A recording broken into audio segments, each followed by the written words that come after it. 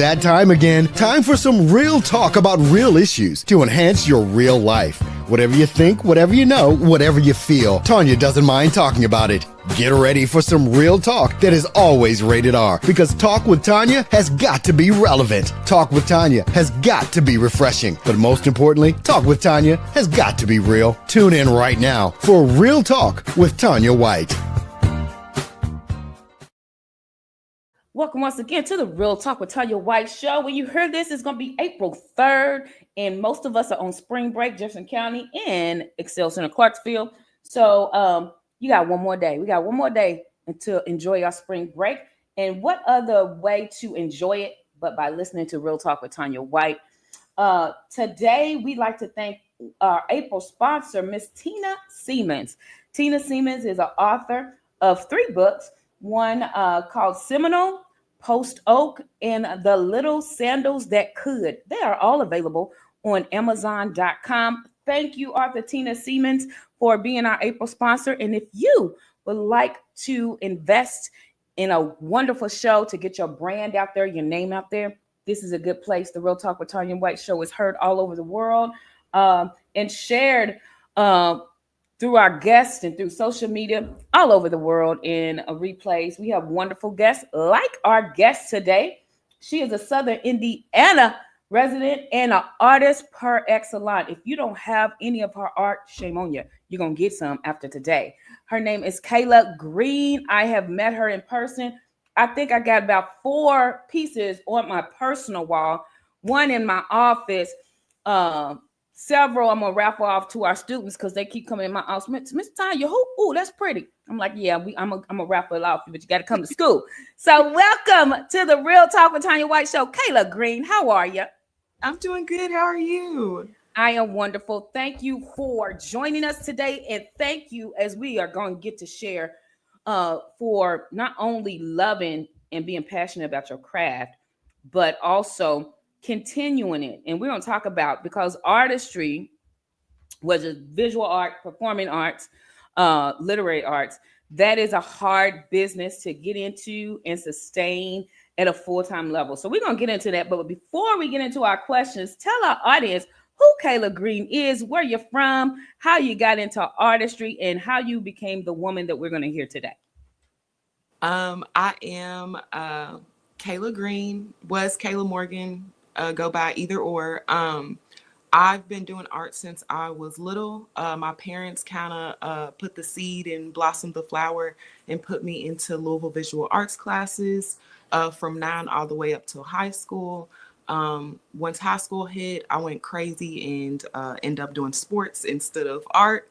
And then once I got into college, I went back into the art game, which is where I met my husband now.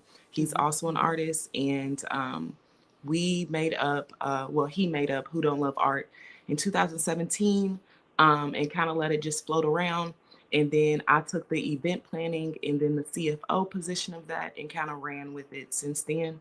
And then we've had to add on just not painting canvases, but chalk murals, wall murals, classes, teaching, and then currently trying to work with different type of kiddos with disabilities or something that usually artists aren't able to get their creative juices flowing. I'm trying to tap into that now, on top of being a mom and trying to get my toddler to create art too. Well, you are a busy woman, and we thank you for that. But let's go back to where you said your parents nurtured the seed. Parents, listen, let me ask you, Kayla, because I'm an educator. Were you the one who was student that was doodling, but you were listening, but you had to get out and listen and doodle and draw while you was listening to lectures? Were you that student? Yeah. Yes, I was, but I went to Brown School, which is K through 12. I went there the whole time, and they are very, they accommodated my artistic skills by not forcing me to really read books as like a forced nature, but to read a chapter and draw. So they took my capabilities and ran with it, which helped me finish school. Yes. Now, shout out to the Brown School. That is one of the schools that every school should like model after it, because they take every student's uniqueness and find their strengths, and still, I love what you said, instead of forcing the content, they took your strength, your passion, and built the content around it. Okay. Yes. And that's what we need to do, especially in today's society. So shout out to the Graham Brown School, who remains on top of Kentucky's list of doing the thing. And so after the Brown School, you went to college. What college did you go to? I went to St. Catherine College, and that shut down in 2016. And then I went to Bellarmine, and that was a shock wave that I had to take a breath from school after that. Wow. Well, shout out to Bellarmine. My niece Emery White goes to Bellarmine. It is a shockwave of private school, but you know, sometimes we gotta work through the shock. And like you said, you had to take a break. And I'm still working through it. My husband graduated. I still have about 17 credits, and I was gonna go back, but then I found out I was pregnant, and I can't battle too much at once. That's called balance. That is called balance. You will finish. But where was St. Catherine School? It was in Springfield, Kentucky. Okay, Springfield. Okay. My parents took me away from just distractions. I would be able to hit my ultimate potential, which I did. I had a 3.7 at the school. I was the top artist with my husband boyfriend at the time. But yes, we were killing the game, and then we were sadly disrupted when it shut down. Oh wow, that is a pivot. But one, you met your husband. Two, you guys did the art thing. So everything happens for a reason. Now, tell us why art, why visual art? When did you say, this is my jam, this is my life jam, and I can't get away from it? When did you know? It was November 2020. My boss looked at me and said, instead of doodling at work, why don't you go home and start this art career? Because I'm firing you to do that. So I said, you're firing me. And we went through that whole, I'm boohooing and crying because I felt like I wasn't doing my job correctly. But really, he's seen that I was putting my stuff to the side to make his job easier. So he told me, I'm going to fire you. You'll come back if it doesn't work out. But he said, I don't think you'll come back. And I called my husband and said, I just got fired. He told me I need to go and take this art stuff seriously. And my husband responded and said, well, go do some art. We'll figure it out. And if it doesn't work out, we'll cross that bridge when we come to it. And we haven't crossed that bridge. Wonderful. See, somebody's out there right now thinking that, oh my God, they're holding grudges against their boss for letting them fly free. Okay? Because sometimes it takes that little push. Sometimes. In November 2020, we were in the middle of the pandemic, first of all.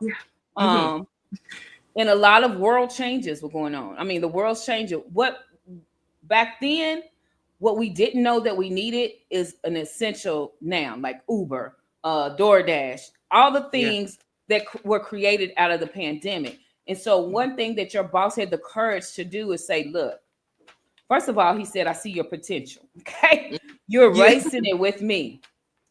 So I'm going to let you fly free so you can go work and perfect what I know you're great at. And if it doesn't work out, you know, we come back. But then he said something. I don't think that you're going to come back. So he was telling you in his words, you're great. And I see your greatness.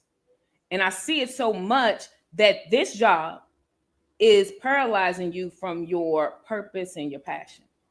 So when you reframe some things that happen in your life, then you can go on. And you said it's almost been 5 years, right? 5 years. November. And you haven't crossed that bridge yet. Now, you said you was boohooing, but also I heard you said you had a support system, your husband, and he said, well, go do some art. And that day I created so much art, and that week was like the biggest the most interesting challenge thus far, because I just posted on Facebook. I wasn't really looking for a gallery. I did it very differently than a regular artist does. So Mm-hmm. I was scared and boohooing that whole week trying to figure out how I'm going to make this dream possible. Right. And sometimes we got to have our tears to push us forward to our triumph. And Mm-hmm. as we're crying, like you said, you were creating. Yeah. You were creating, you recreated. And then as you look back, what do you, how do you see that November 2020 is when your boss fired you? Looking almost 5 years later, what can you say about that event in your life that's different when it was happening?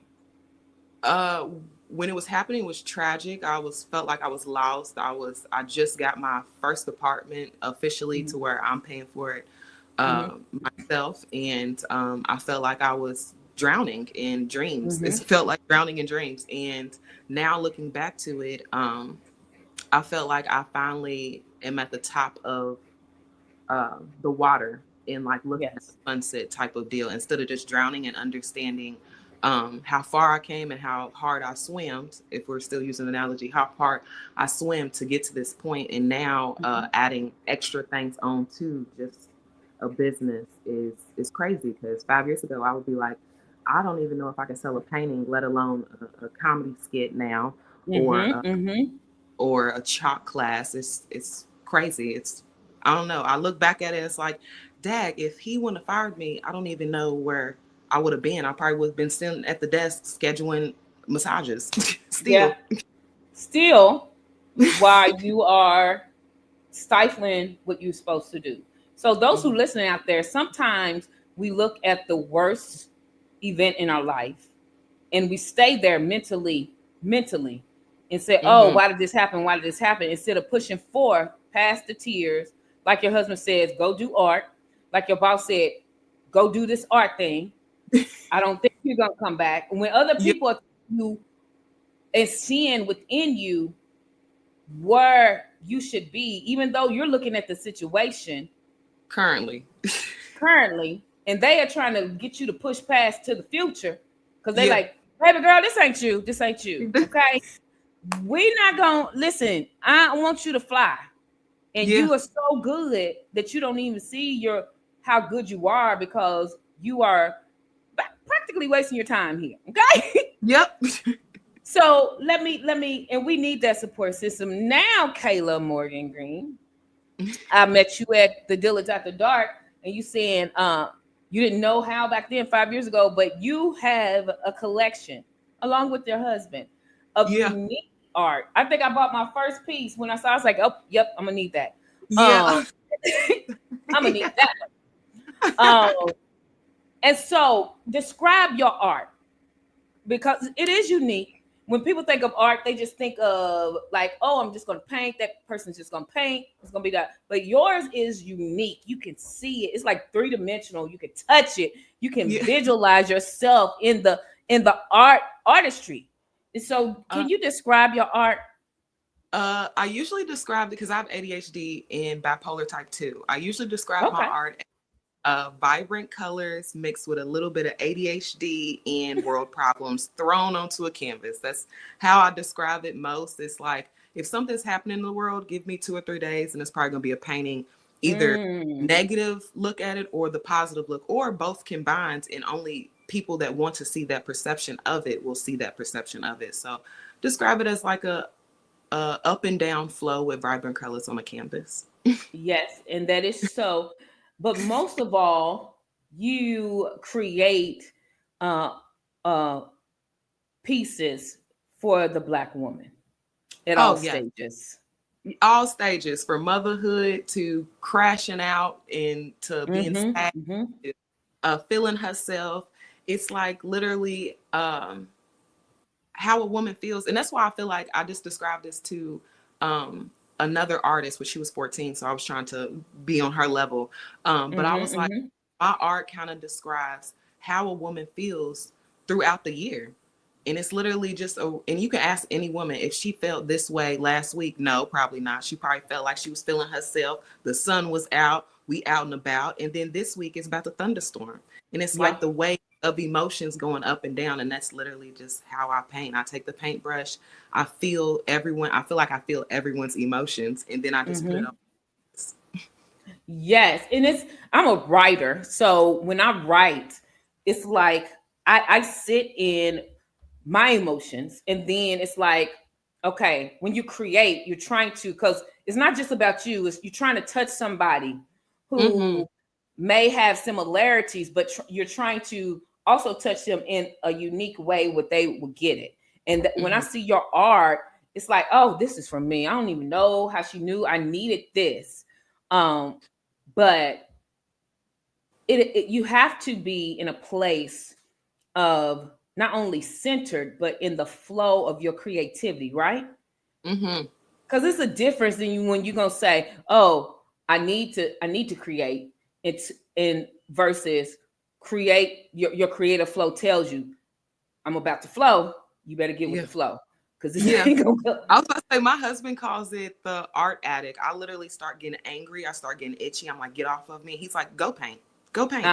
You need to go paint. You need to go and release some of that because you're getting built up and you're doing too much. You need to go and sit down and paint. And that's exactly what I need to do every time.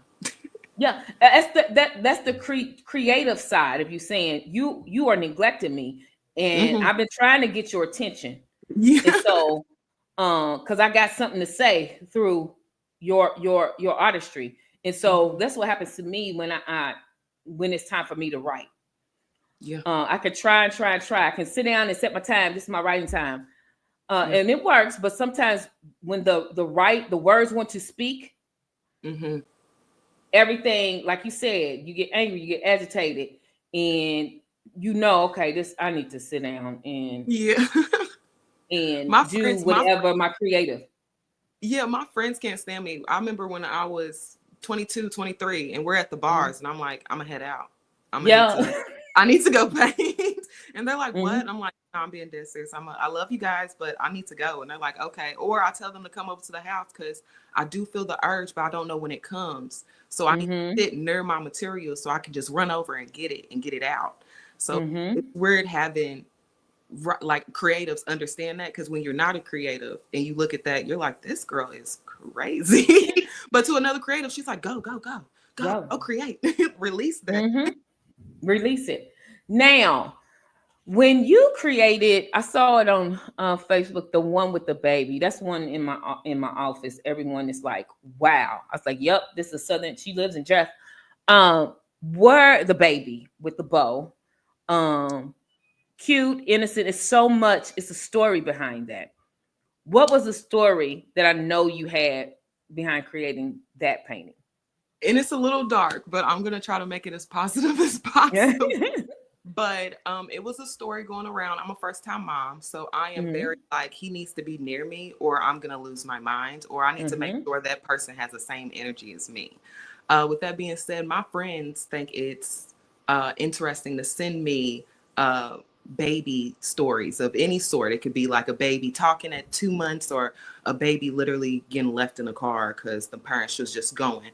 And at that time, this Black woman on TikTok was discussing her daughter and telling her daughter that her hair is her crown, but it's okay not to have any, because this bow can be the representation of the crown until her crown grows in. So I thought it was so cute because she was discussing how people was like, is that a boy? Because she didn't have hair. And I was like, that's such a good concept. The crown is the bow. And then that's where the painting came to. But a little bit dark, but I don't know. With the Black girls, I'm trying to understand that our hair doesn't come down long like other races. Our hair goes up the sky. So I thought it was a good representation with the cute bow, because everyone does bows with our baby girls. And then just putting it all together and making it a pretty picture, but also a message behind it, which is most of my paintings. Absolutely. And you can see the message behind each painting. This is what I love about your paintings. You have a brand, but it's not, your paintings are not a repetition, And so we know it's a Kayla Morgan Green painting, but we know that because they're not the same. It is the story. And it's the way you create the eyes. Like I got one on my, I'm looking at right now, the one with the grown woman. I think it was the grown woman version of the baby version. Yeah, yeah, And yeah, she's yeah, got, yeah. yeah, and she's got the popping red lips, the red earrings, and her Hmm. eyes are looking, and then she's got the gold bow around her hair. Yeah, But even in her eyes tell a story. The way you drew it and created and positioned her face on there, um, it is always a story. And that's why I love your paintings. Every piece tells a story, and it may not be even the story that you originally wanted to tell, but it's my yeah, story. Like yeah, with the baby, I saw myself as a baby. I was like, everything's good, yeah, everything's popping. I didn't have no hair either as a baby, and my mama, yes, black mamas put a bow on yeah, your hair, because that was the accessory. But yeah. then with the grown woman version, it's like, okay, I'm a woman. I got Hmm. I got deep thought. I got some things going on, but I'm still feminine. Yeah, I still can ignite that.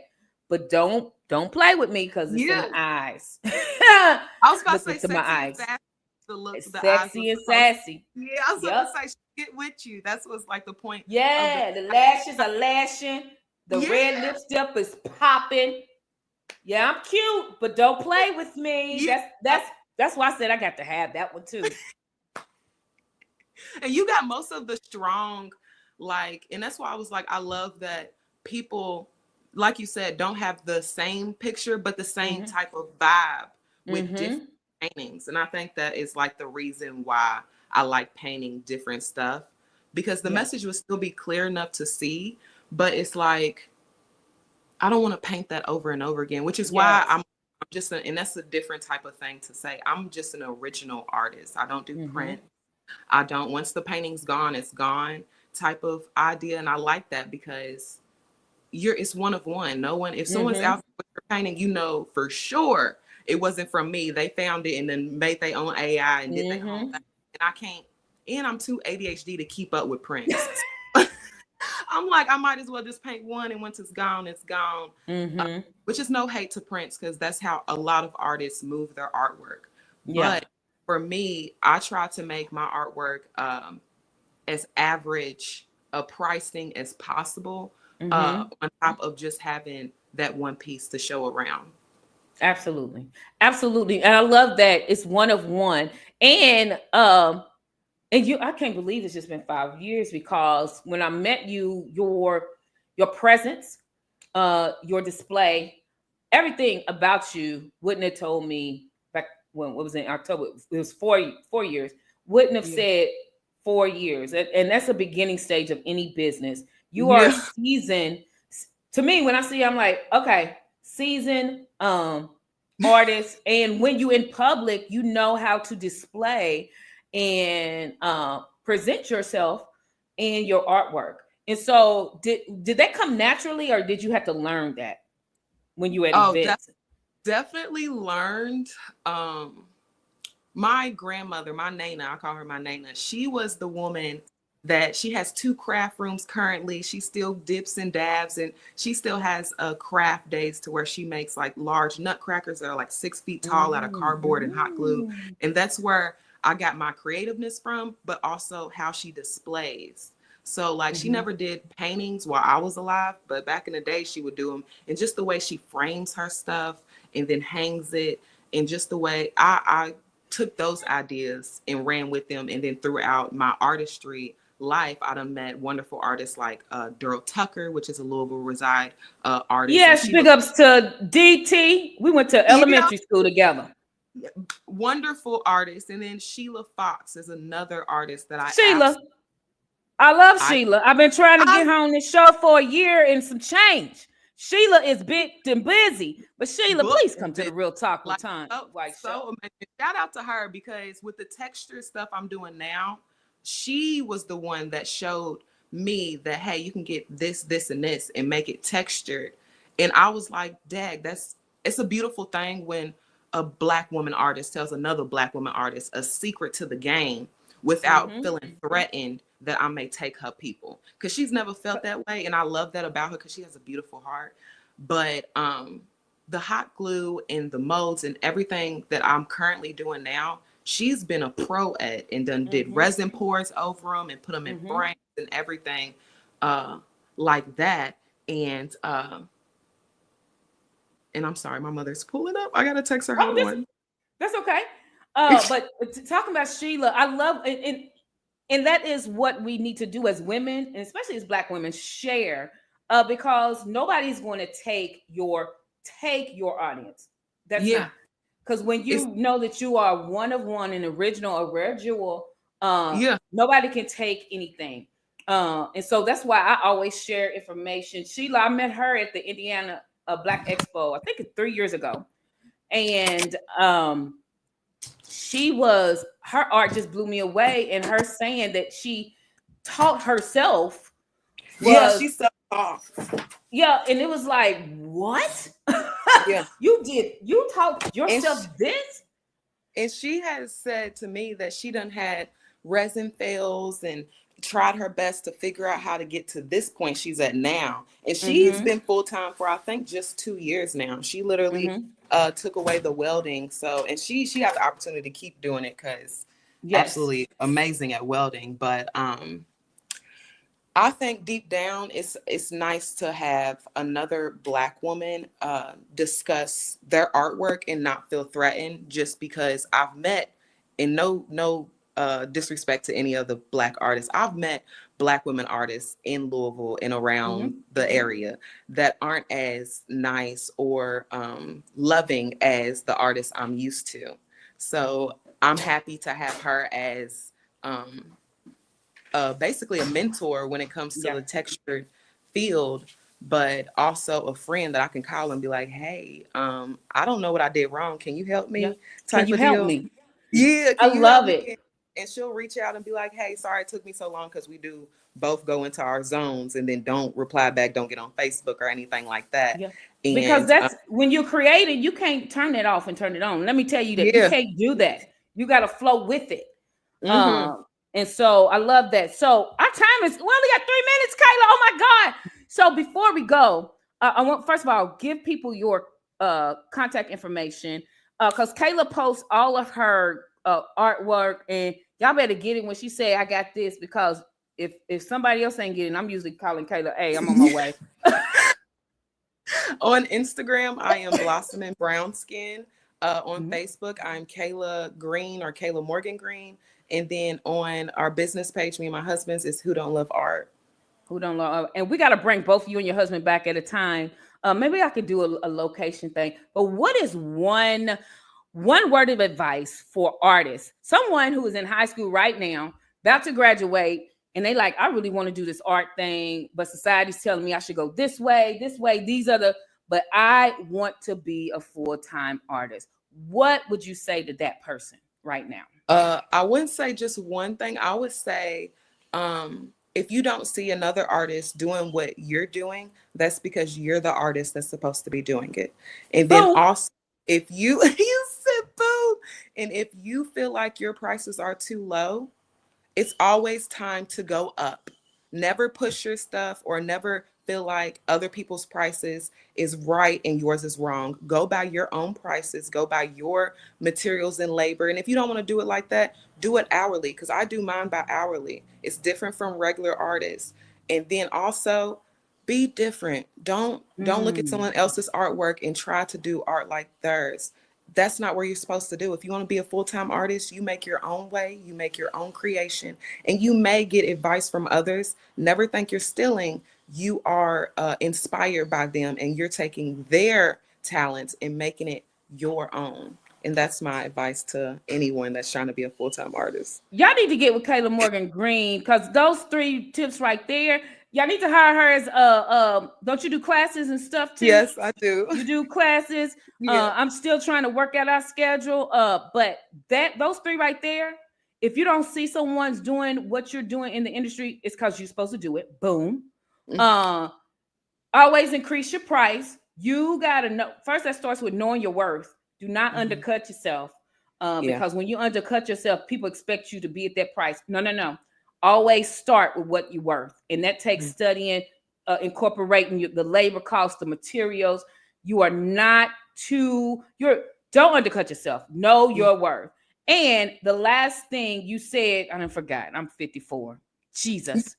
Don't say your age. You don't even look 54, but okay. I am. You said I am. I said to be different. Rewind this. Be different. You said rewind it. Be different. Be different, because you are not the same. You said take advice from others. It's not copying. It's because you're inspired. And it's called mentorship, getting advice. That's what I do with all my business. I am inspired by other people who are doing what I want to do. And so I watch them, I learn from them, and then I reach out to them. That is what you're supposed to do. Kayla Morgan Green, y'all better get some of her stuff ASAP. Connect with her. Thank you so much for being on the show. Until next time, you guys. Thank you, Tina Siemens, for being our sponsor. Until next time, love your life, live your life, and laugh through your life. Bye-bye. Bye, Kayla. Bye.